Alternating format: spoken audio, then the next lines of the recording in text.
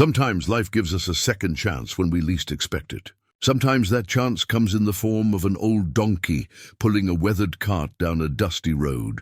When aging cowboy Frank spotted the lone animal struggling with its burden, he thought he was just helping a lost beast. But inside that cart waited something that would change everything he thought he knew about his past. A tattered quilt, a rusted music box, letters revealing a son he never knew existed, a son who had just passed away, leaving behind one final hope that this donkey would find its way to the father who never came home. What do you do when you discover the life you could have lived? Before we jump back in, tell us where you're tuning in from. And if this story touches you, make sure you're subscribed, because tomorrow I've saved something extra special for you.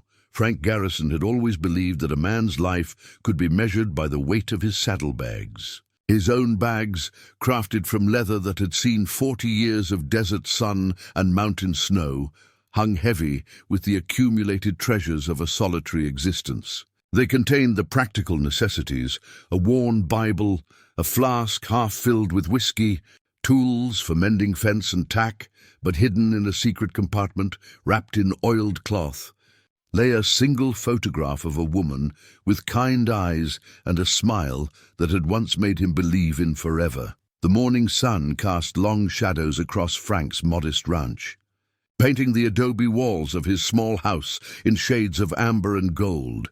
At 72, Frank moved with the careful deliberation of a man who had learned to respect his body's limitations while refusing to surrender to them. His weathered hands, scarred from decades of rope burns and barbed wire encounters, were still steady as he prepared Thunder's morning feed. Thunder, his 20-year-old quarter horse, nickered softly at Frank's approach. The horse had been with him for 15 years now, and they had developed the kind of wordless communication that comes from shared hardship and mutual respect. Frank ran his hand along Thunder's neck, feeling the familiar ridge of an old scar from a rattlesnake bite they had survived together in the Sonoran desert. "Getting old, aren't we, partner?" Frank murmured, his voice carrying the rasp of too many campfire nights and dusty trails. Thunder's response was a gentle nudge against Frank's shoulder, a gesture of affection that had become their morning ritual. The ranch itself was small by Texas standards, just 40 acres of scrubland bordered by mesquite and prickly pear. Frank had bought it with his rodeo winnings, back when his knees could still handle the punishment of bronc riding, and his heart was too proud to settle down. The house was simple but sturdy, built to withstand the harsh desert climate and the even harsher solitude of its owner. Frank's daily routine had become as predictable as the sunrise. After tending to Thunder and the handful of cattle that provided modest income, he would sit on his front porch with a cup of coffee so strong it could strip paint, watching the desert wake up around him. The land stretched endlessly in all directions, broken only by the occasional cactus or the distant outline of the Chisos Mountains. It was a landscape that demanded respect and offered little in return except the hard-won wisdom that came from learning to be alone with your thoughts. The nearest town, Redemption Flats, lay 8 miles to the north, a name that Frank had always found ironically appropriate. Once a thriving cattle town, it now struggled to maintain a population of 300 souls, most of them as weathered and stubborn as the desert itself. The main street, lined with false-fronted buildings that had seen better decades, served as a reminder of boom times long past. Henderson's General Store, the post office, May's Diner, and Doc Fleming's medical practice represented the remaining pillars of a community that refused to die gracefully. May Sullivan ran the diner with the fierce determination of a woman who had outlived 2 husbands and wasn't about to let economic reality close her doors. She was Frank's age, with silver hair that she wore in a practical bun and eyes that missed nothing. May had been trying to feed Frank a proper meal for the better part of a decade, convinced that his bachelor cooking would eventually be the death of him. "Frank Garrison, you look like a scarecrow that's been left out in the rain too long," she would say whenever he appeared in her diner, usually after a particularly harsh stretch of solitary living. May represented everything Frank thought he wanted to avoid: the comfort of routine companionship, the gentle domesticity that reminded him of what he had walked away from all those years ago. Doc Fleming, on the other hand, offered a different kind of companionship. The old physician had arrived in Redemption Flats 15 years earlier, seeking the same kind of solitude that had drawn Frank to the desert. During their monthly checkups, which May had insisted upon after Frank's heart episode 3 years prior, the two men would sit in comfortable silence, each understanding that some wounds healed better without constant examination. "You're strong as an old boot, Frank," Doc Fleming would say after listening to Frank's heart and checking his blood pressure. "But even old boots wear out eventually. Might be time to think about what comes next." Frank always deflected such conversations with a grunt or a change of subject. The truth was, he had been thinking about what came next, and the prospect filled him with a restlessness he couldn't quite name. At 72, he was acutely aware that his best years were behind him, that the choices he had made in his youth were now set in stone. The photograph in his saddlebags served as a daily reminder of the road not taken, the life he might have lived if pride and fear hadn't driven him away from the only woman who had ever truly known him. Sarah Martinez had been 25 when they met at a rodeo in San Antonio. Frank was 38 then, still chasing the dream of national championships and believing that the next ride would be the one to make his reputation. Sarah worked as a teacher in a small school outside the city, but on weekends she would come to the rodeos with her sister.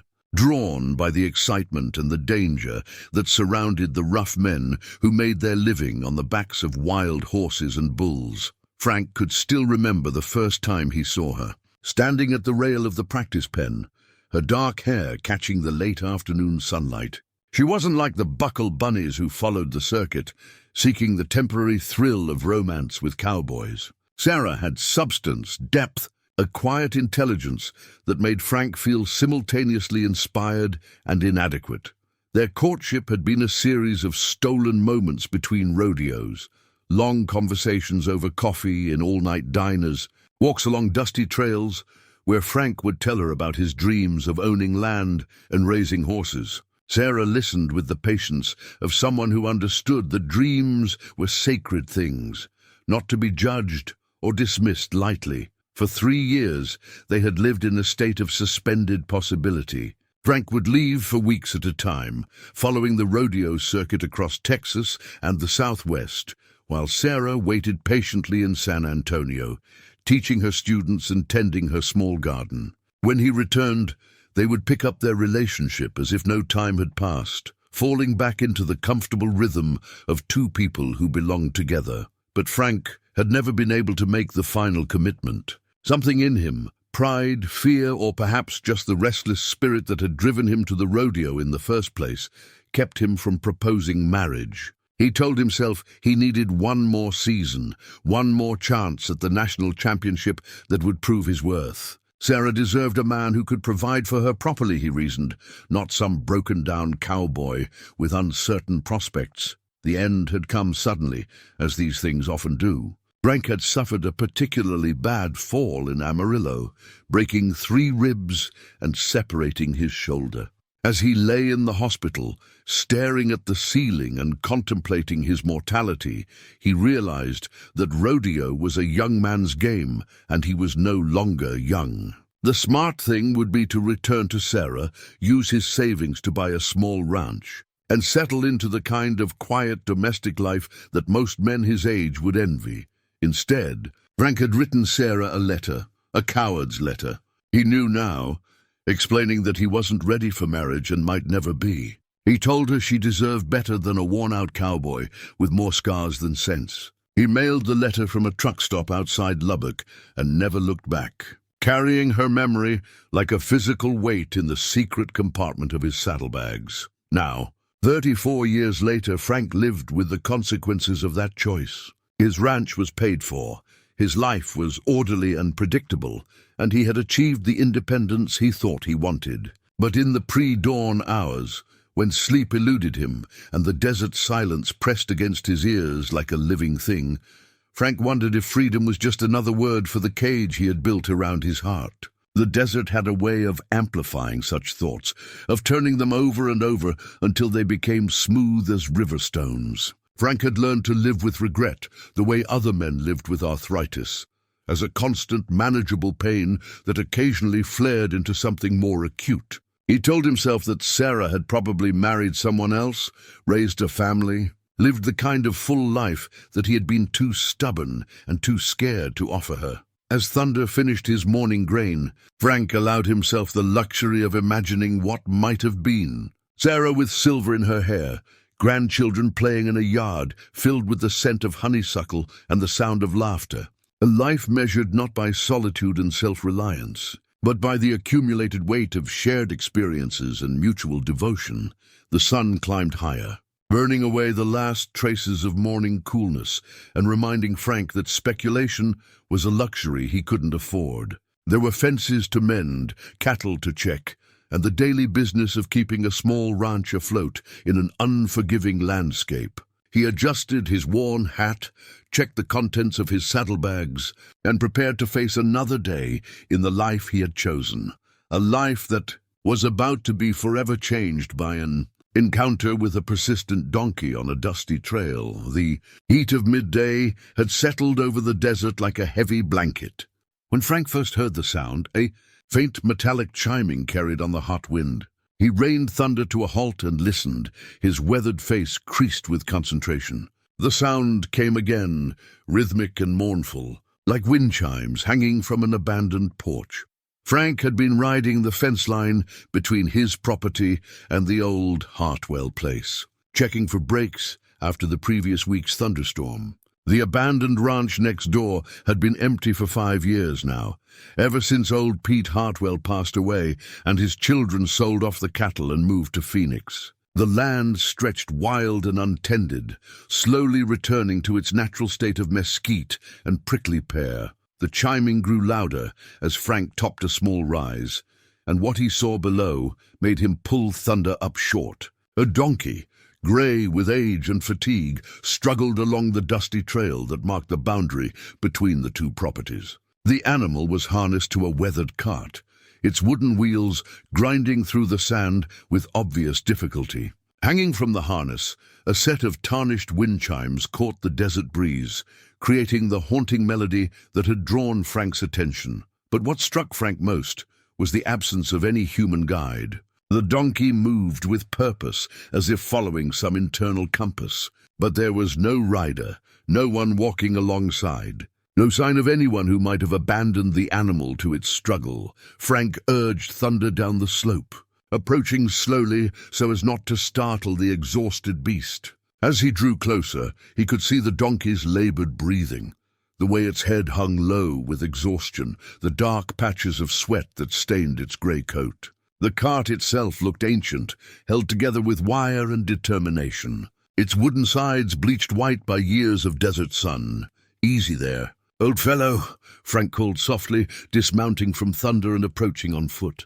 The donkey raised its head at the sound of his voice, revealing dark eyes that held an almost human intelligence. For a moment, the two animals regarded each other across the shimmering heat, one carrying the burden of age and isolation, the other bearing some mysterious cargo through the endless desert. Frank extended his hand, allowing the donkey to catch his scent before gently touching its neck. The animal's skin quivered under his touch, but it didn't pull away. Instead, it seemed to lean into the contact, as if grateful for the first human kindness it had experienced in days. "Where's your owner, friend?" Frank murmured, running his hand along the donkey's neck and checking the harness for any clues. The leather was old, but well-maintained, repaired in several places with careful stitching that spoke of someone who had loved this animal. The wind chimes, Frank could see now, were made from various pieces of metal. Old spoons, small bells, pieces of wire twisted into delicate shapes. They created a harmony that was both melancholy and strangely comforting. The donkey made a soft sound, somewhere between a grunt and a sigh, and began moving again. But instead of continuing down the trail, it turned toward Frank with what seemed like expectation. As if waiting for him to follow, Frank found himself walking alongside the cart, Thunder's reins in one hand, while the other rested on the donkey's neck. The animal's pace was slow but steady, and Frank noticed that despite its obvious exhaustion, there was something determined about its movement, something that suggested it was far from its destination, but absolutely certain of its direction. After they had traveled perhaps a quarter mile, the donkey stopped abruptly and turned its head toward the cart. Frank followed its gaze and for the first time really examined the vehicle's contents. What he had assumed was merely supplies or farming equipment was actually carefully arranged personal belongings. Covered by a canvas top that had been partially pulled aside by the wind, curiosity overcame caution, and Frank gently pulled back the top to reveal the cart's contents. What he saw made his breath catch in his throat. A quilt lay folded on top of everything else. Not the machine-made kind sold in stores, but the type crafted by loving hands over long winter evenings. The fabric was faded, but still beautiful, composed of squares in blues and yellows that reminded Frank of Texas wildflowers. The stitching was exquisite, tiny and precise, each pattern telling a story of patience and devotion. Beneath the quilt, Frank could see other items, a wooden music box, its surface polished smooth by countless hands, a bundle of letters tied with blue ribbon, and something that made his heart stop, the corner of a photograph, its edges yellowed with age. With trembling fingers, Frank lifted the photograph from where it rested among the other treasures. The image was faded, the colors bleached by time, but the face that looked back at him was as familiar as his own reflection. Sarah Martinez, exactly as she had appeared 34 years ago, smiled at him from across the decades. The world seemed to tilt around Frank as memories crashed over him like a flash flood through a desert arroyo. Sarah's laugh, bright and musical, echoing across a rodeo arena. The way she had looked at him with such trust and affection, believing in a future he had been too frightened to embrace. The weight of her hand in his as they walked through San Antonio's market square, planning a life together that would never come to pass. Frank's legs gave way, and he found himself sitting heavily on the edge of the cart, the photograph clutched in his weathered hands. How had Sarah's picture ended up here, in this strange cart being pulled by a donkey through the middle of nowhere? What cosmic joke was the universe playing on him, bringing his deepest regret back to haunt him in such an unexpected way? The donkey had remained perfectly still during Frank's discovery, as if understanding the gravity of the moment. Now it turned its head toward him, those intelligent dark eyes seeming to ask a question that Frank couldn't quite comprehend. Frank looked more closely at the other items in the cart. The music box was familiar, not just the type, but the specific piece itself. He reached for it with shaking hands, recognizing the delicate roses carved into its lid, the tiny brass key that still protruded from its side. This was Sarah's music box, the one her grandmother had given her, the one that played Red River Valley when wound.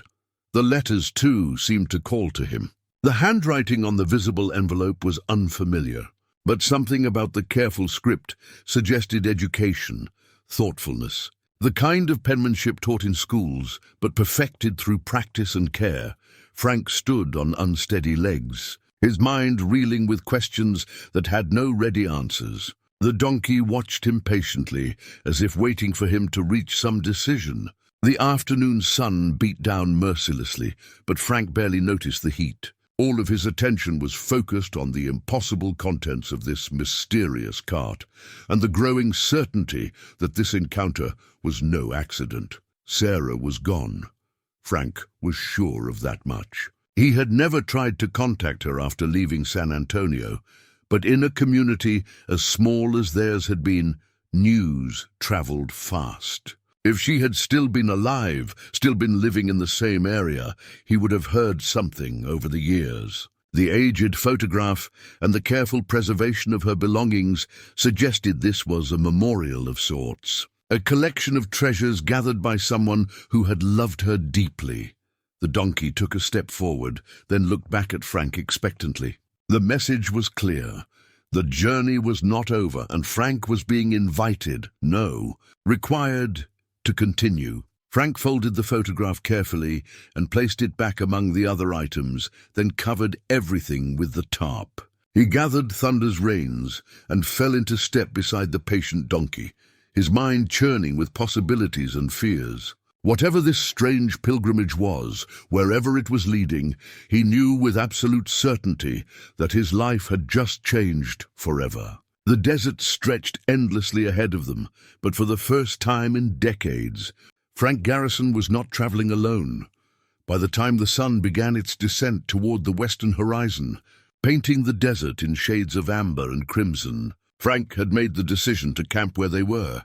The donkey, he found himself thinking of it as more than just an animal now, had stopped beside a cluster of mesquite trees that offered modest shade and protection from the evening wind. Frank unsaddled Thunder and hobbled him where the horse could reach the sparse grass that grew in the shelter of the trees. The donkey stood patiently while Frank unhitched it from the cart, showing none of the skittishness he might have expected from an animal traveling alone for days. Instead, it moved to where Frank had placed a bucket of water, drinking deeply but not greedily, then settling down nearby as if perfectly content to wait. The evening routine of making camp felt different with the mysterious cart sitting nearby like a puzzle waiting to be solved. Frank built a small fire from mesquite wood, more for light than warmth in the desert heat, and prepared a simple meal of beans and hardtack. But his attention kept returning to the canvas-covered contents of the cart, particularly to the music box that had triggered such powerful memories. As the last light faded from the sky and the desert silence settled around them, Frank finally allowed himself to examine Sarah's music box more closely. The wood was darkened with age, but the carved roses on its lid were as delicate as he remembered. His fingers found the small brass key and turned it slowly, hearing the familiar resistance of the old mechanism. When he lifted the lid, the melody that emerged was hauntingly beautiful. Red River Valley played in the tinkling tones of a music box, each note pure and clear in the desert stillness. The sound transported Frank instantly back to a winter evening in San Antonio, when Sarah had played this same box while they sat before her fireplace, talking about their dreams for the future. "This was my grandmother's," Sarah had said that night, her fingers tracing the carved roses. "She told me that music boxes hold memories, that every time you play them, they remember something beautiful." Now, listening to the same melody under a canopy of desert stars, Frank felt the weight of all the memories this box must hold, not just his own, but Sarah's, and perhaps those of others he had yet to discover.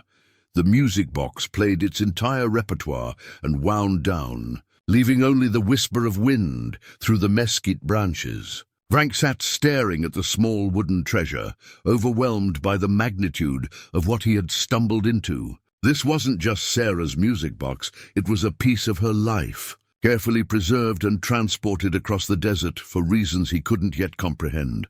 His hands shaking slightly, Frank reached for the bundle of letters. The blue ribbon that held them together was silk, faded but still soft to the touch. The topmost envelope bore his name in handwriting he didn't recognize.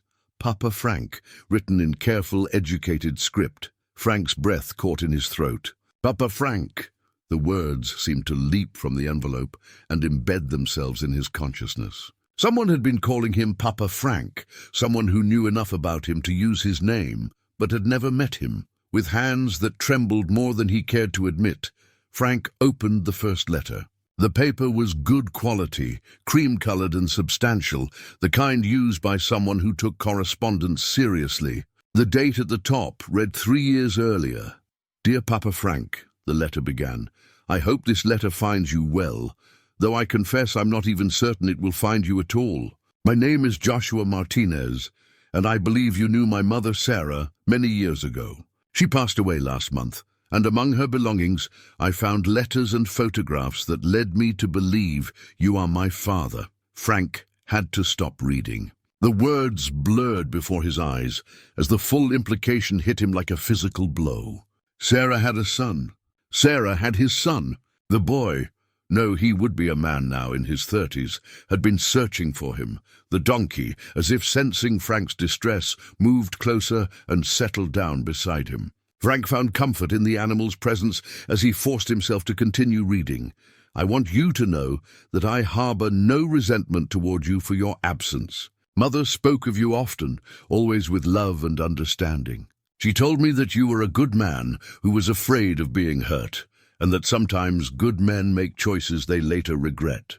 She said she forgave you long ago and hoped that someday you might forgive yourself. Frank's vision blurred with tears he hadn't shed in decades. Sarah's wisdom and generosity, even in death, reached across the years to offer him the absolution he had never dared to seek. The letter continued, revealing details about Joshua's life that filled Frank with both pride and unbearable regret. Joshua had become a teacher, following in his mother's footsteps. He had married a woman named Helen and lived in a small town north of San Antonio. He described himself as quiet and thoughtful, with his mother's patience and what he supposed might be his father's stubbornness. "I've named my donkey Faithful," Joshua wrote, "because Mother always said that hope and faithfulness could overcome any distance, any mistake. Faithful has been my companion for 5 years now, and he's the smartest animal I've ever known. Sometimes I think he understands more than he lets on." Frank looked over at the donkey, Faithful, who was watching him with those remarkably intelligent eyes. The animal's behavior suddenly made sense. This wasn't a lost beast wandering aimlessly through the desert. This was a creature on a mission, carrying precious cargo to a predetermined destination. The letter concluded with an invitation that broke Frank's heart. "If you ever find yourself in the San Antonio area, I would very much like to meet you. I have so many questions about the man who gave me life, and I think Mother would be pleased to know that we had found each other at last." Frank folded the letter carefully, his hands shaking with emotion. 3 years. Joshua had written this letter 3 years ago, reaching across time and space to offer the gift of connection. And Frank, in his stubborn isolation, had never received it because he had never given anyone the chance to find him. How many other letters were there? What had become of Joshua in the years since this was written? The questions multiplied in Frank's mind, each one more painful than the last. He reached for the second letter, dated 2 years later, and then the third. Each one revealed more about the son he had never known, a man of quiet dignity who had spent his life wondering about the father who had never come home. Joshua wrote about his work as a teacher, his love for Helen, his simple but satisfying life in a small town where everyone knew everyone else's story. But as Frank read further, he began to notice a change in the tone of the letters, references to feeling tired, to needing more rest than usual, to visits to doctors that left more questions than answers. Faithful watched patiently as Frank worked his way through the correspondence, occasionally shifting position, but never moving far from the man who was slowly learning about the family he had never known he had. The desert night pressed close around them, full of mystery and the weight of choices that could never be undone. By the time Frank reached the final letters, his understanding of the strange pilgrimage he had joined began to crystallize into something, both wonderful and terrible. The fire had burned down to glowing embers by the time Frank reached the final letters in Joshua's collection. Each page revealed another piece of a life lived with quiet dignity and purpose, painting a portrait of the son Frank had never known, but already loved, with a fierce, protective ache that surprised him with its intensity. Joshua's early letters painted a picture of a childhood shaped by Sarah's wisdom and strength. He wrote about summer evenings spent in his mother's garden, learning to tend vegetables and flowers while listening to stories about the wide world beyond their small town. Sarah had raised him with a deep appreciation for education, ensuring he understood that knowledge was a treasure no one could take away. "Mother always said that you were a learned man," Joshua had written in one letter. "She told me you could read the weather like other men read newspapers, and that you knew the names of all the stars. I became a teacher partly because I hoped that someday I might understand the world the way she said you did." Frank's throat tightened as he read about Joshua's school years, a boy who excelled in his studies but was never boastful about his achievements. He had been elected class president in high school, not through popularity, but through the quiet respect he earned by helping struggling classmates with their lessons. Sarah had attended every graduation ceremony alone, proud but wistful, always saving an empty chair beside her just in case.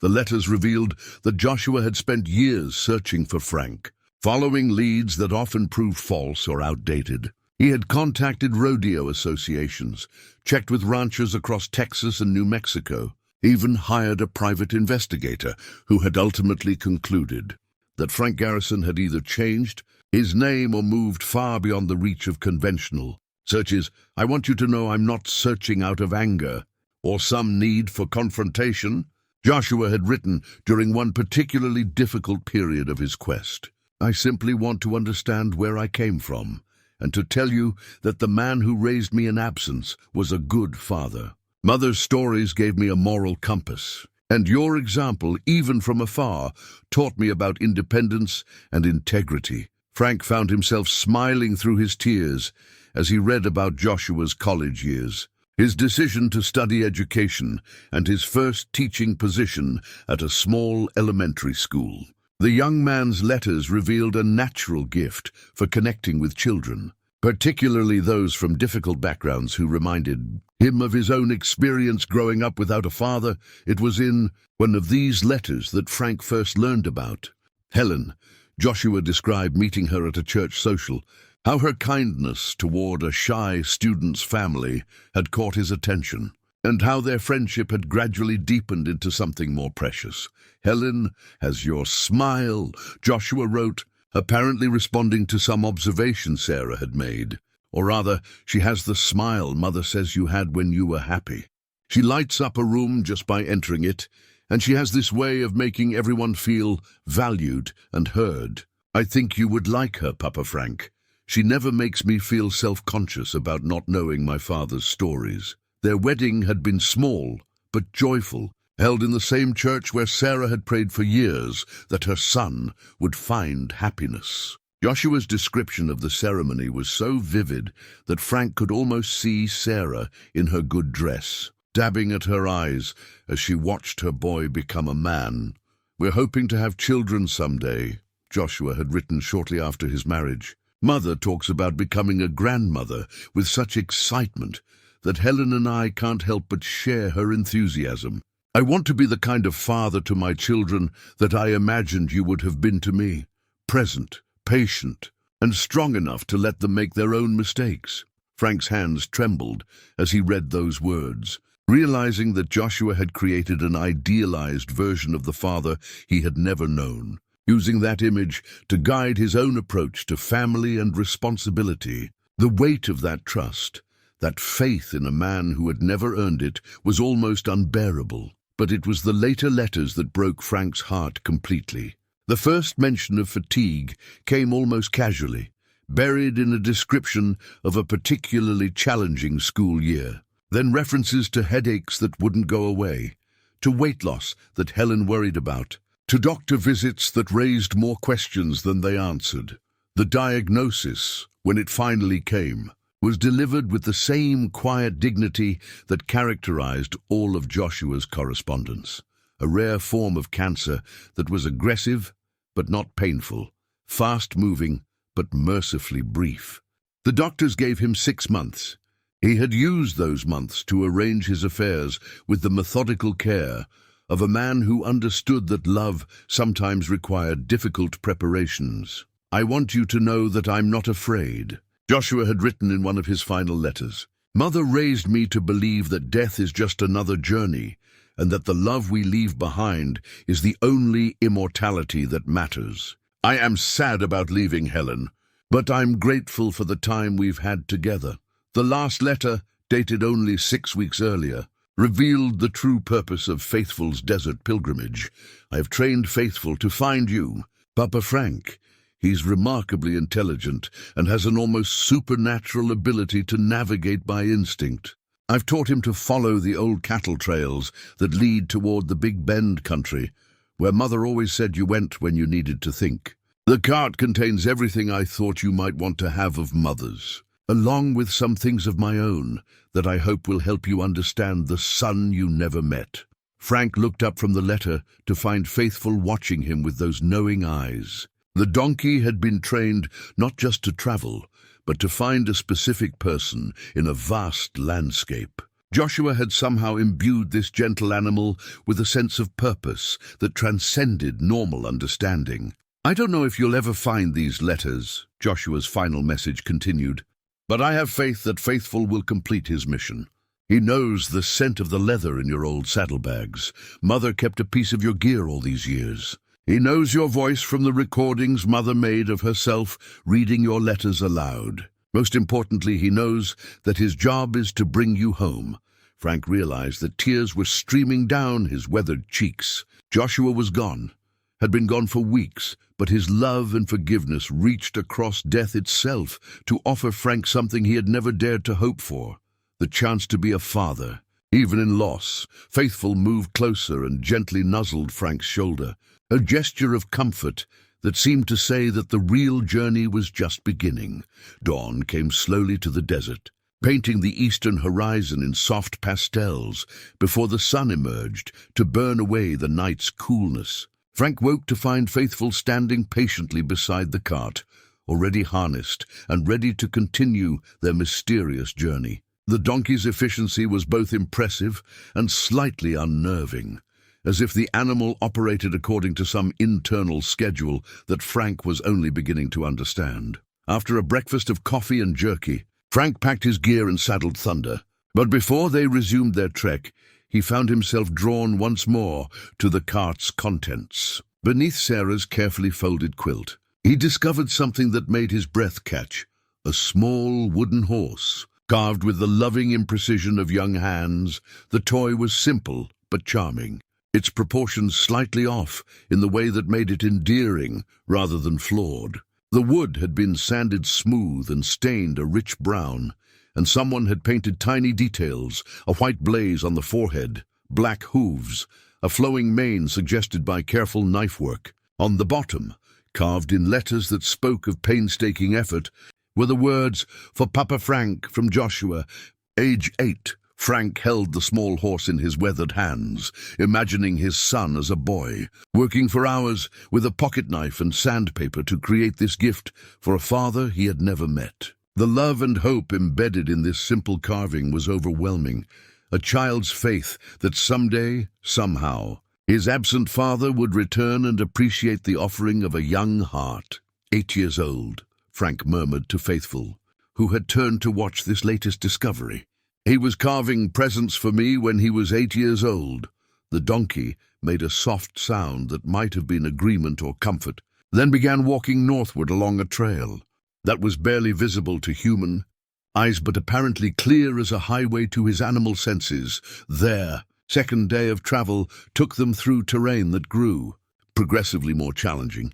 The relatively flat desert gave way to rolling hills dotted with rock formations that rose like ancient sentinels from the earth. The trail Faithful followed wound between these landmarks with the precision of someone who had mapped every stone and shadow. Frank found himself talking to the donkey as they traveled, a habit that would have embarrassed him with human companions but felt natural in the vast solitude of the desert. Faithful was an excellent listener, his ears swiveling to catch Frank's words while his steady pace never faltered. "You know, Faithful," Frank said during one of their rest stops, "I always thought I was avoiding responsibility by staying alone, but I think I was really just avoiding the possibility of failing someone who mattered." The donkey's response was a gentle nudge against Frank's shoulder, the same gesture of comfort that Thunder offered on difficult mornings. But where Thunder's touch was born of long partnership, Faithful's seemed to carry a deeper message, that understanding and forgiveness were possible even across the gulf of time and regret. By mid-afternoon, dark clouds had begun building on the western horizon, promising one of the sudden thunderstorms that could transform the desert from sun-baked hardpan to treacherous mud in a matter of minutes. Frank watched the approaching weather with concern. knowing that Thunder could handle rough conditions, but worried about Faithful's ability to pull the cart through challenging terrain. His concerns proved unnecessary. When the storm hit with typical desert fury, Faithful demonstrated the same intelligence that had marked his entire journey. Without guidance from Frank, the donkey led them to a natural shelter formed by an overhanging rock formation, positioning the cart so that the precious contents remained dry while the rain drummed overhead. They waited out the storm in companionable silence, Frank sharing his water and a handful of grain with both animals, while lightning illuminated the landscape in stark, dramatic flashes. During one particularly bright burst, Frank caught sight of something that made him peer more closely into the rain-lashed distance. Another traveler was approaching their shelter, a figure hunched against the storm, leading a heavily laden pack mule. As the stranger drew closer, Frank could see it was an elderly Mexican man, his weathered face creased with relief at finding refuge from the tempest. "Gracias, y señor," the man called in accented English as he guided his mule into the shelter. "This storm, she came from nowhere." Frank offered coffee from his thermos, and the stranger accepted gratefully, introducing himself as Pablo Hernandez, a trader who carried goods between small settlements scattered across the desert. "That's a fine donkey you have," Pablo observed, studying Faithful with obvious appreciation. "Very unusual markings, very intelligent eyes. I think I have seen him before, perhaps 2 weeks ago, maybe 3. Frank's attention sharpened. "You've seen him before?" Pablo nodded, sipping his coffee. "See, traveling alone with that cart. I wondered at the time where his master was, but the animal seemed to know exactly where he was going. Some people in Esperanza said they had seen him too, always heading north, always with purpose." "Esperanza? Small town, maybe 30 miles south of here. The people there, they were talking about the donkey with the wind chimes. Some thought he was a spirit animal, carrying messages from the departed. Others said he was just lost." Pablo glanced at Frank curiously.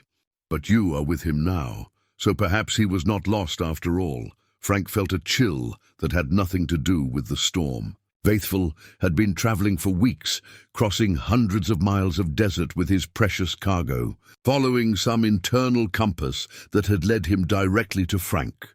The precision of that navigation was beyond mere animal instinct. It suggested a training so thorough, a purpose so clear, that the donkey had become something approaching a force of nature. When the storm passed and Pablo prepared to continue his journey, he paused to study Faithful once more. "That donkey," he said thoughtfully, "he has the look of an animal with a sacred mission. In my culture, we believe such creatures are blessed by God to carry out his will. Perhaps you should listen carefully to where he wants to take you." After Pablo disappeared into the afternoon haze, Frank found himself studying Faithful with new eyes. The donkey stood quietly, water dripping from his coat, but his gaze was fixed on the northern horizon with an intensity that suggested their destination was still far ahead. Frank mounted Thunder and fell into step beside the cart, but his mind was spinning with the implications of Pablo's words. Faithful hadn't just been wandering the desert, he had been traveling a specific route, following a path that Joshua had somehow programmed into his animal intelligence. And that path had led, with seeming inevitability, to Frank. As they resumed their journey through the storm-washed landscape, Frank realized that he was no longer simply following a lost animal. He was being led home by a son's love and a donkey's faithful heart, toward a destination he couldn't yet imagine, but was beginning to trust completely. The third day of their journey dawned clear and bright, the storm having washed the desert air so clean that distant mountains seemed close enough to touch. Frank woke with a sense of anticipation he couldn't quite name, as if the approaching day held some revelation that would change everything he thought he understood about his past. Faithful seemed to share this anticipation. The donkey was restless during their morning preparations, occasionally looking toward the cart's contents with what Frank had come to recognize as meaningful intent. After they had been traveling for several hours, Faithful stopped abruptly and turned his head toward the cart. making a soft sound that Frank had learned meant, "Pay attention." Frank dismounted and approached the cart, wondering what new discovery awaited him. As he lifted the canvas tarp, he noticed something he had missed before, a separate bundle wrapped in oiled cloth and tucked into the corner where it would be protected from dust and rain. The package was small, but carefully prepared, sealed with wax and bearing his name in Sarah's unmistakable handwriting. With trembling fingers, Frank broke the seal and unwrapped the package. Inside was a single letter, the paper yellow with age but still intact, and beneath it, something that made his knees nearly buckle, his own letter to Sarah from 34 years ago. The coward's letter that had ended their relationship and changed the course of both their lives. Sarah's letter was dated 5 years earlier, written in the careful script of someone whose arthritis made writing difficult, but whose thoughts were still crystal clear. "My dearest Frank," it began, "if you are reading this, then Joshua's plan has worked and Faithful has found you at last. I'm writing this knowing that I will likely not live to see you again, but hoping that these words might bridge the years between us and help you understand that love doesn't diminish with distance or time." Frank had to stop reading and sit down heavily on a nearby boulder. His hands shook as he held the letter, and his vision blurred with tears he had been holding back for decades. Sarah's voice seemed to speak directly from the page, carrying the same gentle wisdom that had made him love her so desperately and fear that love so completely. "I want you to know that I have never regretted our time together, not even after you left. You gave me the greatest gift of my life in Joshua, though I know you didn't realize it at the time. Our son has been my joy and my pride, and every day I see parts of you in him, your integrity, your quiet strength, your stubborn determination to do what you think is right, even when it breaks your heart." Frank looked over at Faithful, who was standing patiently nearby, and realized that the donkey wasn't just carrying Joshua's belongings. He was carrying Sarah's final message, her last attempt to heal the wound that had shaped both their lives. The letter continued, revealing truths that Frank had never allowed himself to imagine. "I kept your letter all these years, not because I wanted to nurse old hurts, but because I hoped that someday you might want to know how I responded to it. You wrote that you weren't ready for marriage and might never be, that I deserved better than a worn-out cowboy with more scars than sense. But Frank, you never asked me what I thought I deserved." Frank's breath came in ragged gasps as he read Sarah's response to his decades-old fears. "I deserved a man who loved me enough to stay, yes. But I also deserved the chance to love a man who was honest about his fears. You thought you were protecting me by leaving, but you robbed us both of the chance to grow brave together." The words cut deep because they revealed the fundamental misunderstanding that had driven Frank away. He had assumed that Sarah needed someone who was already strong, already certain, already worthy of her love. He had never considered that she might prefer someone who was willing to become those things with her help and patience. "I told Joshua about you from the time he was old enough to understand," Sarah's letter revealed. "I told him about your kindness to animals, your respect for the land, your ability to see beauty in harsh places. I told him about the way you looked at the stars as if they were old friends, and how you could gentle the wildest. Horse with nothing but patience and understanding." Frank realized that the image Joshua had of his father, the idealized version that had guided the young man's own approach to life, had been carefully crafted by Sarah's love and forgiveness. She had given their son not a bitter story of abandonment, but a tale of a good man who had lost his way. Most importantly, the letter continued, "I told Joshua that fear is not a character flaw. It's a sign that something matters deeply to us. You were afraid of failing me, which meant you loved me enough to want to succeed. That fear doesn't make you weak, Frank. It makes you human." Frank found himself sobbing, deep, wrenching sobs that seemed to come from somewhere beyond grief, from a place where regret and relief and overwhelming gratitude fought for space in his heart. Faithful approached quietly and rested his warm muzzle against Frank's shoulder, offering the comfort of presence without judgment. As Frank read the final paragraphs of Sarah's letter, he realized that this desert pilgrimage was more than a son's last gift to an absent father. It was Sarah's final attempt to heal the wound she had carried for 34 years. Her last chance to offer the forgiveness Frank had never thought to seek. I am dying peacefully, knowing that Joshua will try to find you, and knowing that you are somewhere under these same stars, still wrestling with the same fears that drove you away. I hope that when Faithful completes his mission, you will understand that love doesn't require perfection. It only requires presence. It's never too late to come home. Frank, it's never too late to forgive yourself. The letter was signed simply, "All my love, always." Sarah, followed by a postscript that broke Frank's heart completely. P.S. I still have that piece of your leather gear. Sometimes I hold it when I miss you, and it still smells like sage and freedom and the man I never stopped loving. Frank sat in the desert silence, holding the letter and feeling something fundamental shift inside him. For 34 years, he had carried the weight of his choice like a stone in his chest. Now, with Sarah's words washing over him like cool water in the desert heat, he began to understand that redemption had been waiting for him all along, not as something he had to earn, but as something that had already been freely given.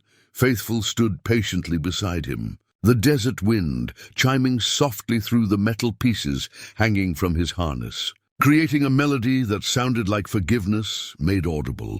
Frank realized that this journey was transforming him from the inside out, turning him from a man running from love into someone finally brave enough to walk toward it. Frank carefully folded Sarah's letter and placed it back in its protective wrapping. But as he did so, his fingers encountered something else in the oiled cloth, a manila envelope that felt substantial and official. The envelope bore the seal of a law office in a town Frank had never heard of, and his name was typed across the front in formal legal script. Inside the envelope, Frank found documents that made his hands shake even more violently than Sarah's letter had. The top sheet was a property deed, executed 6 months earlier, transferring ownership of 47 acres of land near Comfort, Texas, from Joshua Martinez to Frank Garrison. The property description included a small farmhouse, outbuildings, and water rights to a section of Cypress Creek. Below the deed were more documents, a will, bank statements, and a detailed letter from Joshua's attorney explaining the legal arrangements that had been made. But it was the final document that truly staggered Frank. A private investigator's report, dated 3 years earlier, containing photographs, property records, and detailed information about Frank's daily routines at his ranch near Redemption Flats. Frank sank down onto the boulder again, the implications of these documents crashing over him like a tidal wave. Joshua hadn't been searching for him unsuccessfully all those years. Joshua had found him. The young man had hired a professional investigator who had not only located Frank, but had compiled a comprehensive dossier on his life and habits. The investigator's report was thorough and respectful, clearly the work of someone who understood that this was a delicate family matter rather than a standard surveillance case. It included photographs of Frank working around his ranch, detailed observations of his relationship with Thunder, and even notes about his weekly visits to May's Diner in Redemption Flats. One particular passage made Frank's throat tighten. Subject appears to be a solitary individual who maintains his property meticulously and treats his animals with obvious affection. Local residents describe him as reliable and trustworthy, but intensely private. Bar owner May Sullivan reports that subject occasionally appears lonely, but becomes withdrawn when others attempt to engage him in personal conversation. Assessment. Subject maintains psychological barriers consistent with deep-seated fear of emotional vulnerability. Joshua had known exactly where Frank was, exactly how he lived, exactly what kind of man he had become. And instead of showing up at Frank's door with accusations or demands, Joshua had chosen a different path entirely. The attorney's letter explained Joshua's reasoning in language that was both legal and deeply personal. Mr. Martinez was very specific about his wishes regarding his biological father. He stated that he had observed Mr. Garrison's lifestyle and personality from a distance and concluded that a direct confrontation would likely result in further estrangement. Instead, Mr. Martinez wanted to provide his father with the opportunity to choose connection without pressure or obligation. Frank looked up at Faithful, who was watching him with those remarkable eyes, and realized that every aspect of this journey had been carefully planned. Joshua hadn't just trained the donkey to find Frank, he had orchestrated an elaborate scenario designed to give Frank the one thing he had never allowed himself: the chance to approach love and family on his own terms. The property Joshua had left him was located near Comfort, Texas, a small town about 60 miles northwest of San Antonio. According to the documentation, it included Sarah's final resting place, a small family cemetery on a hill overlooking Cypress Creek. Joshua had purchased the land specifically because it contained his mother's grave, and he had lived there for the last 5 years of his life, tending the property and preparing it for the father he hoped would someday come home. A detailed map showed the route from Frank's current location to the inherited property, and Frank realized that Faithful was following the exact path marked on that map. The donkey's supernatural sense of direction wasn't supernatural at all. It was the result of careful training and repetitive practice. Joshua had spent months, maybe years, teaching Faithful to navigate by landmarks and instinct to complete this final mission. But perhaps the most revealing document was a personal letter from Joshua to his attorney, written just weeks before his death. "I want to be very clear about my intentions regarding my father. I'm not trying to manipulate him or force a relationship that he doesn't want. I'm simply offering him what I wish someone had offered me during my search: information, understanding, and the freedom to choose." The letter continued with insights that demonstrated Joshua's deep understanding of the man who had fathered him. "My father is a good man who made a decision based on fear rather than malice. He has spent 34 years believing that he failed my mother and me, when the truth is that his absence taught me valuable lessons about independence and self-reliance. I don't need him to feel guilty about the past. I just want him to know that he has family if he wants it." Frank found himself laughing through his tears at Joshua's next words. "I've observed my father long enough to know that he responds to animals better than he does to people, and that he trusts actions more than words. Faithful will carry more than just my belongings to him.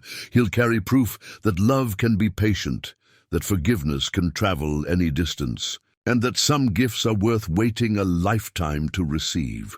The final section of Joshua's letter to his attorney revealed the true depth of his planning. "If my father chooses to accept the property, he'll find that I've prepared it for him in every detail. The farmhouse has been restored, but kept simple, the way I believe he would prefer.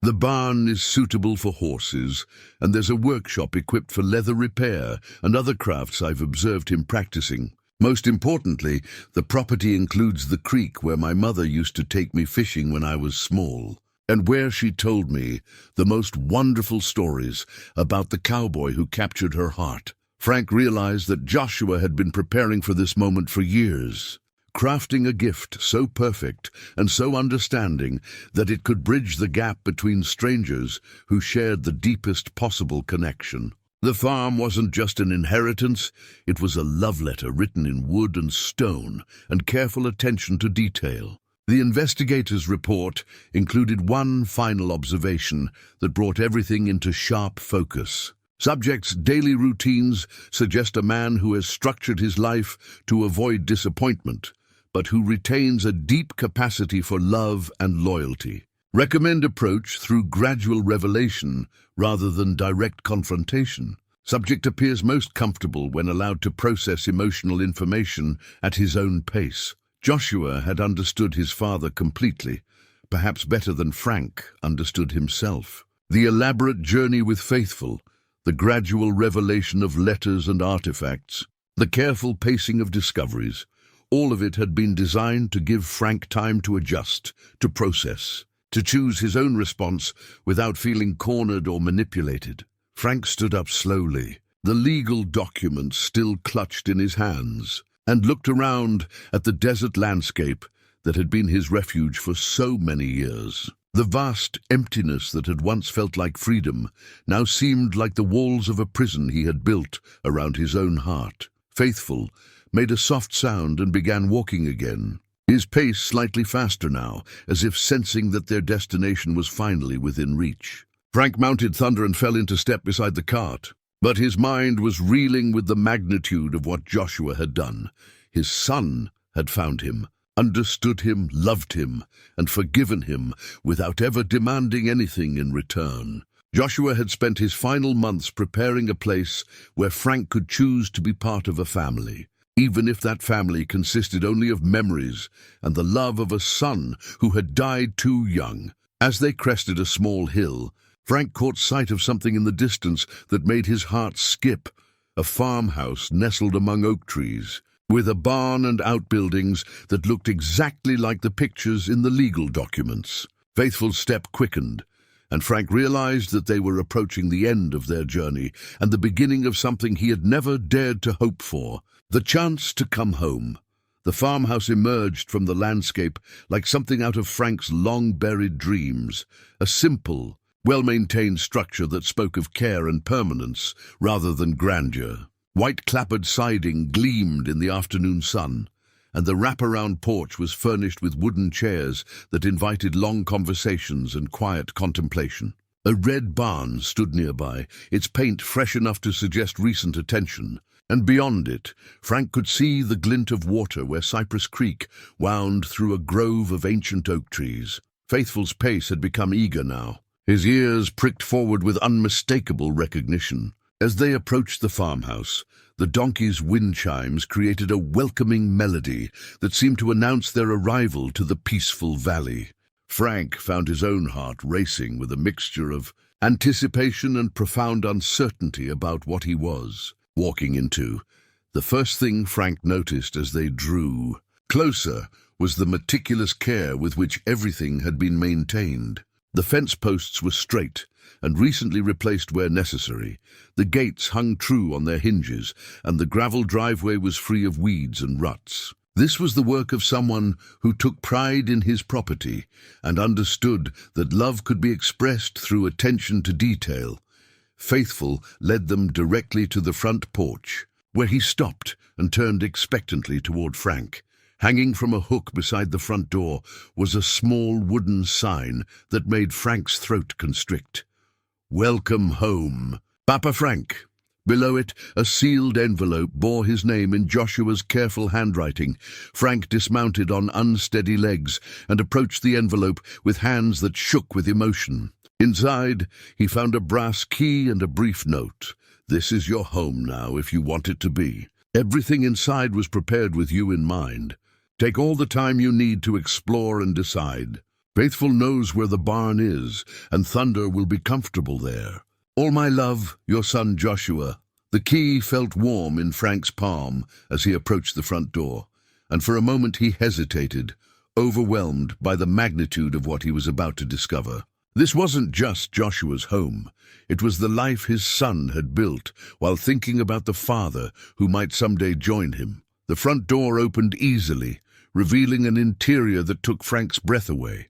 The main room was simple but beautifully appointed, with handcrafted furniture that showed both skill and affection. A stone fireplace dominated one wall, its mantel decorated with photographs that chronicled a life Frank had never been part of, but could now witness in careful detail. The photographs told the story of Joshua and Helen's marriage, their quiet happiness evident in every candid shot.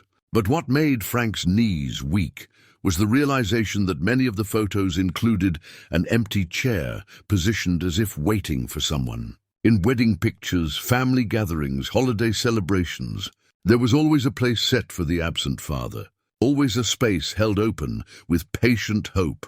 Moving through the house felt like walking through a museum dedicated to love and possibility. The kitchen was equipped with simple, practical items, but Frank noticed that the dining table had 4 chairs rather than 2.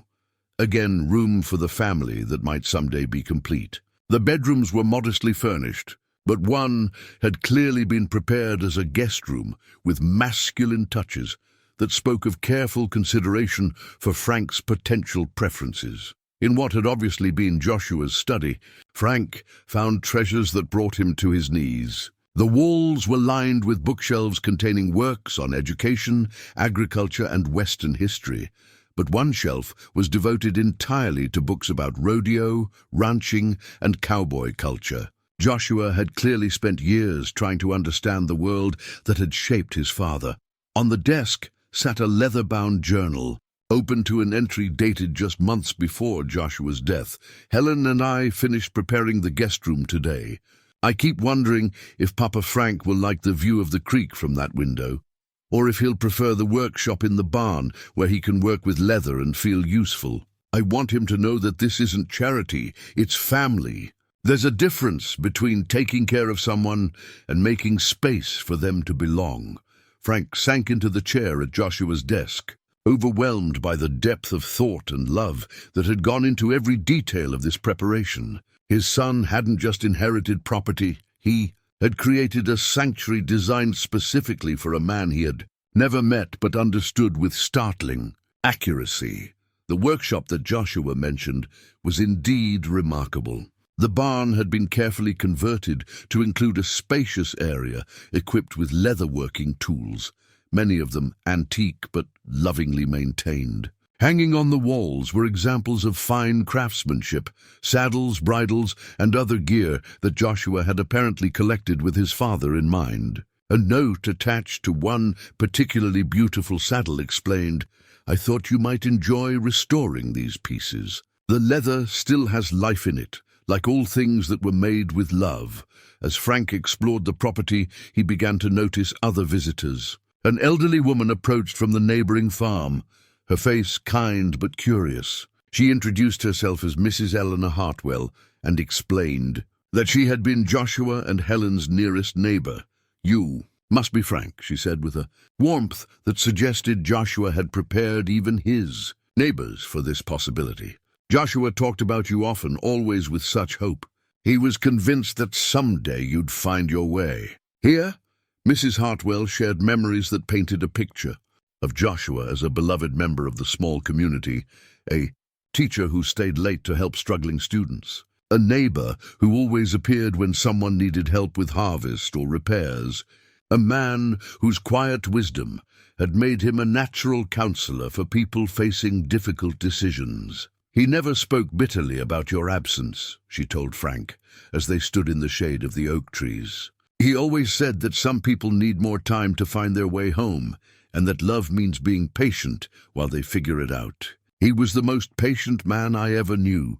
As the afternoon wore on, Frank found himself drawn to the small cemetery on the hill behind the house. The plot was carefully tended, surrounded by a white picket fence that enclosed 3 graves. Sarah's headstone was simple but elegant, bearing her name, dates, and the inscription, "Beloved Mother and Teacher, she saw beauty in all things."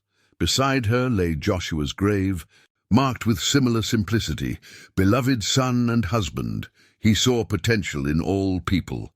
The 3rd grave was unmarked, its headstone blank, and Frank realized with a shock that it had been prepared for him. Joshua had made space for his father even in death, offering him a permanent place in the family even if he arrived too late to be part of it in life.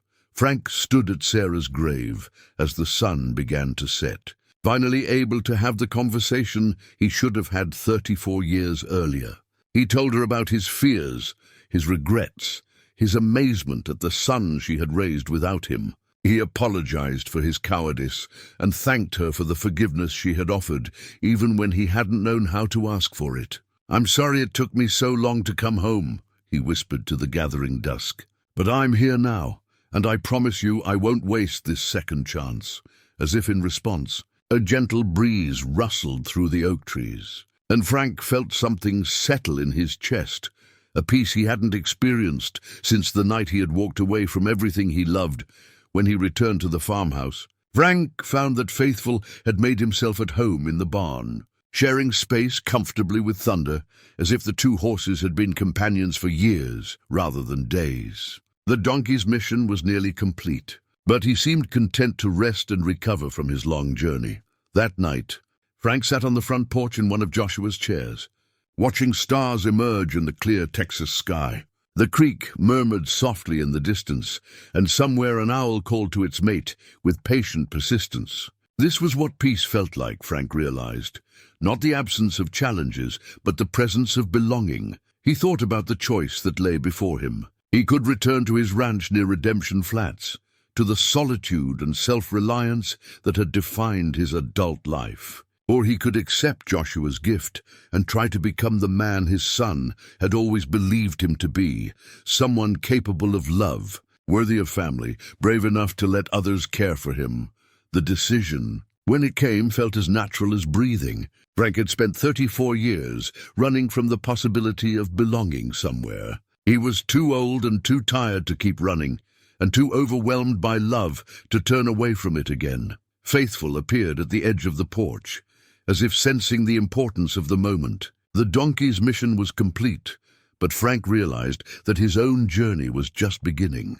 He had found his way home, but now he had to learn how to live there. Frank woke before dawn on his first morning at Joshua's farm, drawn from sleep by the unfamiliar sound of Cypress Creek flowing past the house. The bed in the guest room, his room, he reminded himself, was more comfortable than anything he had slept on in years, but comfort wasn't what kept him awake. His mind churned with the weight of decisions that needed to be made, and the growing realization that this peaceful valley represented more than just shelter. It represented the chance to become someone he had never allowed himself to be. After making coffee in Joshua's kitchen, Frank found himself drawn once again to explore the house more thoroughly. In the morning light, details he had missed the day before revealed themselves with startling clarity. The furniture wasn't just functional. It was crafted with the kind of patient attention that spoke of love made manifest in wood and fabric. Every piece seemed chosen or made with Frank's potential comfort in mind. From the height of the chairs to the placement of reading lamps that would accommodate aging eyes. In Joshua's bedroom, Frank discovered a dresser that had clearly belonged to his son, but now held clothes in Frank's size. Simple, practical garments that suggested Joshua had somehow known even his father's measurements and preferences. The thoughtfulness was overwhelming, but what broke Frank's composure completely was what he found in the top drawer. A small wooden box, handmade and polished to a soft glow.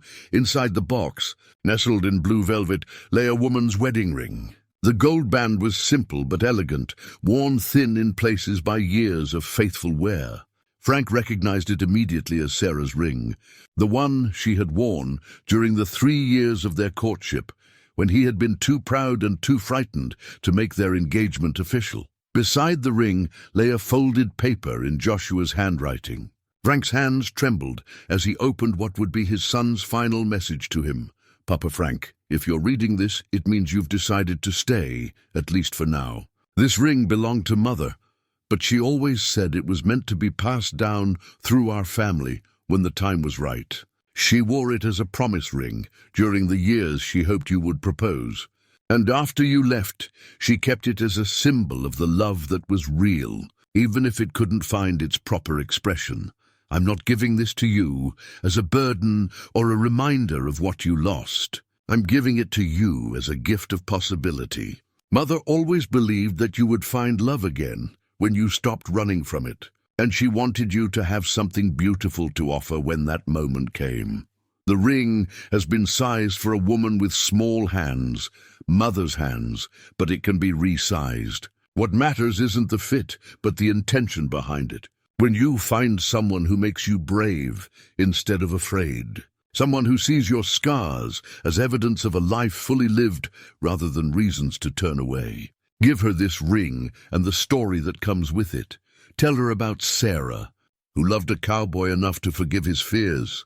Tell her about me, who spent his life grateful for the father who gave him existence, even from a distance. Most importantly, tell her about yourself, not the man you think you should have been, but the man you are now, shaped by loss and seasoned by solitude, but still capable of extraordinary love. This isn't about replacing what you had with Mother. It's about honoring it by refusing to let fear win again. You deserve companionship in your remaining years. Papa Frank, you deserve someone to share sunsets with, someone to read to when your eyes get tired, someone to help you tend Mother's garden when your back gets stiff. I've seen you from a distance, and I know you think you're too old, too set in your ways, too damaged by regret to start over. But love doesn't require perfection, it only requires presence. And you're here now, which means you've already taken the hardest step. The ring is my gift to your future, whatever that might look like. Use it wisely, use it bravely, and when you do, know that somewhere beyond the stars, a mother and son are celebrating your courage to love again. Frank closed his eyes and pressed the ring against his chest, feeling the weight of 3 generations of love and hope concentrated in one small circle of gold. Joshua's final gift wasn't just the ring. It was permission to imagine a future that included joy rather than just endurance. Through the bedroom window, Frank could see Faithful grazing peacefully in the pasture beside Thunder. The 2 animals, having formed the kind of instant friendship that comes from shared purpose and mutual respect. The donkey's long journey was over, his mission accomplished, but he seemed content to stay and become part of this new chapter in Frank's story. Frank pocketed the ring and walked outside to where Faithful stood in the morning sunshine. The donkey looked up at his approach, and Frank could swear he saw satisfaction in those intelligent eyes, the look of a job well done. A promise kept, a family finally brought together. "Well, old friend," Frank said softly, stroking Faithful's neck, "what do you think? Should we stay?" Faithful's response was a gentle nudge against Frank's shoulder, the same gesture of comfort and encouragement that had sustained them both through their desert pilgrimage. But now it felt like something more, like a blessing, like approval, like the quiet certainty that some journeys end exactly where they're supposed to. Frank spent the morning exploring the farm more thoroughly, discovering details that revealed the depth of Joshua's planning and the breadth of his hope. In the workshop, he found leather-working projects left half-finished, as if Joshua had been preparing work that he and Frank might complete together. The garden behind the house showed signs of careful tending, with vegetables and herbs planted in neat rows that would provide more food than one person could reasonably consume. But it was in Joshua's study, as Frank sorted through papers and photographs, that he made the discovery that would forever change his understanding of what family meant. Hidden in a manila folder marked, "For Papa Frank, when ready," he found documents that made his heart stop completely. The first item was a birth certificate for Emma Grace Martinez, born 2 years earlier to Joshua and Helen Martinez. Frank stared at the document, reading and rereading the words until their meaning finally penetrated his consciousness. He had a granddaughter. Somewhere in the world lived a 2-year-old child who carried his blood, his legacy, his hope for the future. Beneath the birth certificate lay photographs that brought tears to Frank's eyes. The first showed Joshua and Helen in a hospital room, both of them glowing with exhaustion and joy as they cradled a tiny baby. Helen was everything Joshua had described in his letters, a woman with kind eyes and a smile that lit up the room. But it was the baby who captured Frank's attention completely. Emma had Frank's eyes, the same grey-blue color that looked back at him from mirrors and old photographs. She had Sarah's delicate features and what appeared to be Joshua's thoughtful expression, even in sleep. The photograph was inscribed on the back, "Emma meets her daddy for the first time. She already has your eyes, Papa Frank. Love, Joshua and Helen." More photographs followed, chronicling Emma's first 2 years of life. Frank saw her first smile, her first steps, her first birthday celebration, where an empty chair sat beside the table. Once again, space held for the grandfather she had never met. In every image, Emma appeared to be a happy, curious child, surrounded by love and laughter. But the most devastating discovery came in the form of a letter addressed to him from Helen. Dated just weeks after Joshua's funeral, "Dear Mr. Garrison, Joshua told me about his plan to have Faithful find you, though I wasn't sure I believed such a thing was possible. If you're reading this, I suppose it means that miracles still happen, and that love really can travel any distance. I want you to know that Joshua spoke of you every day, always with love and always with hope. He told Emma stories about her grandfather who lived under the big sky and knew how to gentle wild horses with patience and kindness. She's too young to understand the words, but she listens with the same intense attention that Joshua inherited from you. I'm writing this not to burden you with obligation, but to offer you a choice. Emma and I live quietly in Austin, where I teach at a small school, much like the one where Joshua worked. We have a simple but happy life, and we're not in need of rescue or charity. But we do have room in our hearts for family, if you want to be part of hers.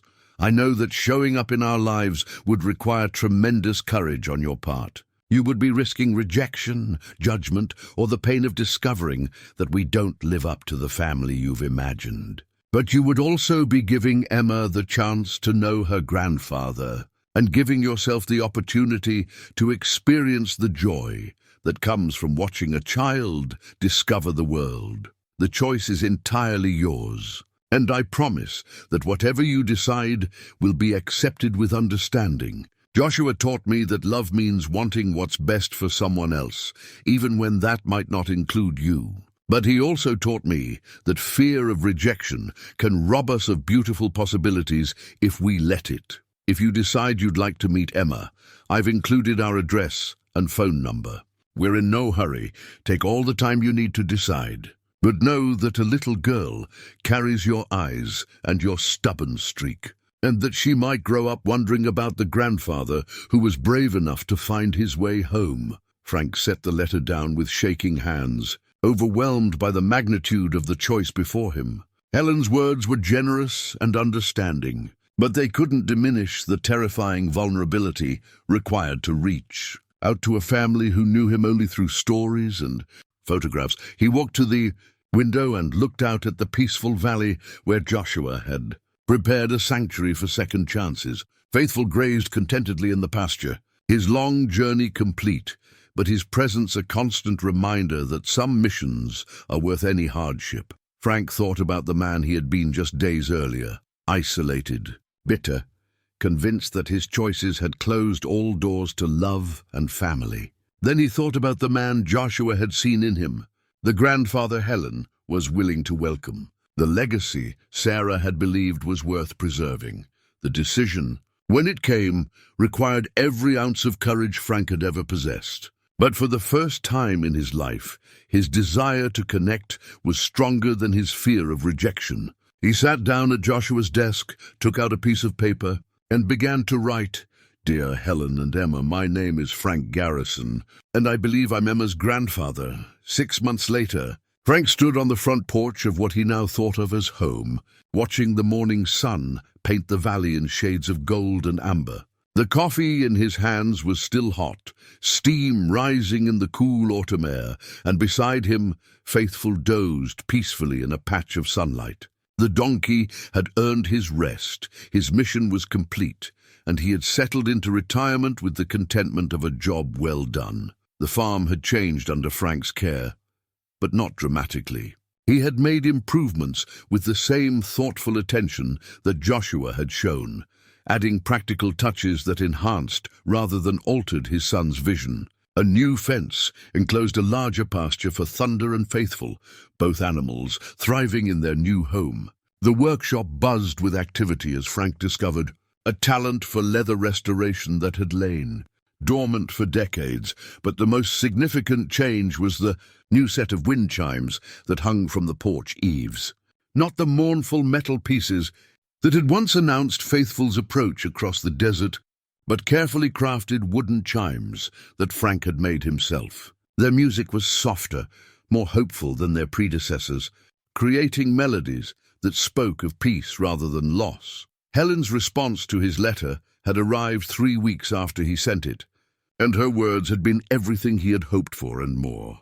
She had written with Joshua's same gentle wisdom, expressing gratitude for his courage in reaching out and cautiously optimistic about the possibility of connection. They had begun a careful correspondence, sharing stories and photographs, building a foundation of understanding that might eventually support the weight of family.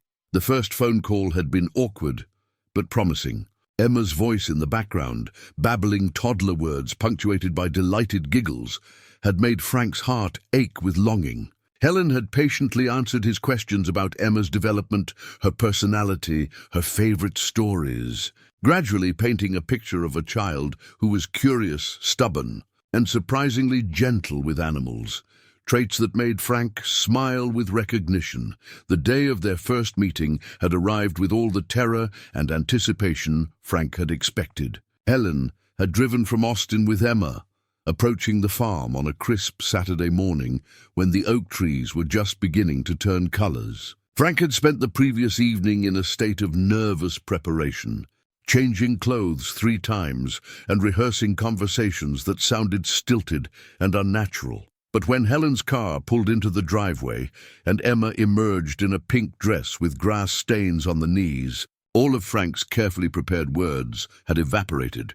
The little girl had looked at him with those familiar grey-blue eyes, tilted her head in consideration, and then run directly to Faithful with the fearless enthusiasm of someone who instinctively understood that this was a place where she was safe and welcome. Donkey, Emma had announced with 2-year-old authority, wrapping her small arms around Faithful's neck. The old animal had stood perfectly still, as if understanding the precious nature of his burden, and Frank had known in that moment that his fears about not knowing how to be a grandfather were unfounded. Love, it turned out, required presence more than expertise.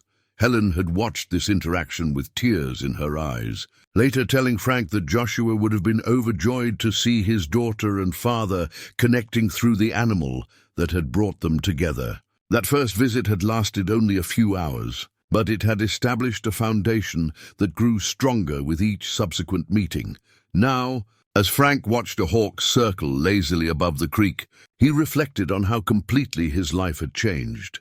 The man who had once fled from the possibility of family now found himself eagerly anticipating Emma's visits, planning activities they could share and projects she might enjoy when she was older. He had installed a swing set near the oak trees and was already sketching plans for a treehouse that would be ready by the time Emma was old, enough to appreciate it, the photograph Joshua had given him. Sarah's image, yellowed with age, now sat in a place of honor on the kitchen table, but it was no longer a symbol of regret.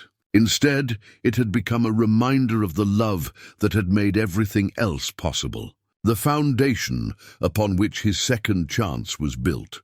Frank had even begun to consider Helen's gentle suggestions about meeting other people in the community, perhaps attending church suppers or local gatherings where he might discover that companionship was possible at any age. Sarah's ring rested in his pocket during these outings, not as a burden, but as a promise to her memory, to Joshua's hope, and to his own future. The sound of an approaching vehicle drew Frank's attention to the road. A pickup truck had stopped near his mailbox, and the driver was clearly lost, consulting a map with obvious frustration. Frank recognized the signs, someone far from home, struggling with unfamiliar territory. Perhaps a little afraid of asking for help.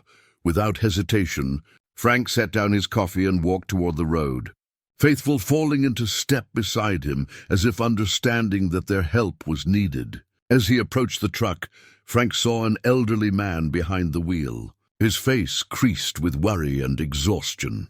"Morning," Frank called out with the easy courtesy that had replaced his former reclusiveness. "Looks like you might need some directions." The man's relief was evident as he rolled down his window. "I'm trying to find my daughter's place," he explained. "Haven't seen her in 15 years, and I'm not even sure she wants to see me now. But I figured it was time to stop being a stubborn old fool and try to make things right." Frank smiled, recognizing something of his former self in the stranger's words. "Well, sometimes the hardest journeys lead to the best destinations," he said. "Let me take a look at that address and see if I can point you in the right direction." As he helped the lost traveler find his way home, Frank realized that his own transformation was complete. He had become the kind of man who offered help rather than hiding from connection, who believed in second chances because he had been blessed with one himself. The desert wind that had once carried him away from love now carried the music of his hand-carved chimes, creating melodies that welcomed rather than mourned, that celebrated the courage required to come home.